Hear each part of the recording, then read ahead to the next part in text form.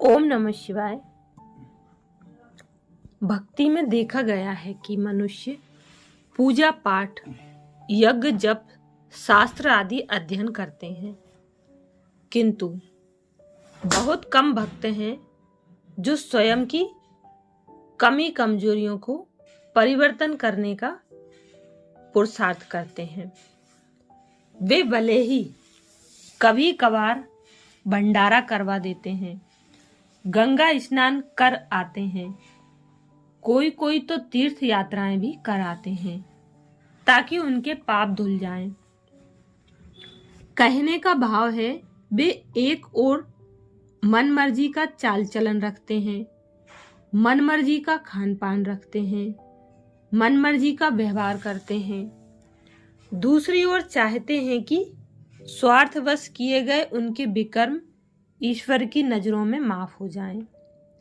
गाते भी रहते हैं, प्रभु मोरे अवगुण चितना रखियो। ज्ञान मार्ग में परमात्मा समझाते हैं किसी के विकर्मों की माफी नहीं हो सकती। दरअसल परमात्मा किसी के भी कर्मों के बीच में आते ही नहीं, वे तो कर्मों की गति समझाते हैं। किन कर्मों को करने से मनुष्य की सद्गति होती है और किन कर्मों से स्वयं मनुष्य अपनी ही दुर्गति का निमित्त बनता है।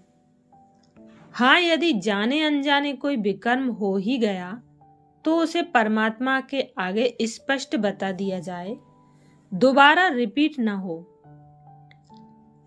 और सच्चे दिल से वायदा किया जाए तो उन विकर्मों का दुष्प्रभाव कम हो सकता है। आज परमात्मा ने मुरली में कहा है कि एक और तुम बच्चे अपने विकर्म विनाश करने के लिए पुरुषार्थ करते हो, एक और तुम बच्चे अपने विकर्म विनाश करने के लिए पुरुषार्थ करते हो, भगवान को याद करते हो। दूसरी ओर यदि फिर से नए विकर्म करते रहते हो तो सजा कम होने के बजाय और कई गुना बढ़ सकती है। जितनी मेहनत विकर्म विनाश के लिए करते हो उतना ही अटेंशन रखो कि कोई भी नया विकर्म ना हो। इसके लिए बाबा कहते हैं रोज का अपना चार्ट रखो। किसी को दुख तो नहीं दिया, दुख नहीं दिया इतना काफी नहीं। पुण्य का खाता बढ़ाने के लिए यह भी चेक करो सुख कितनों को दिया। शुक्रिया मेरे मीठे बाबा, शुक्रिया।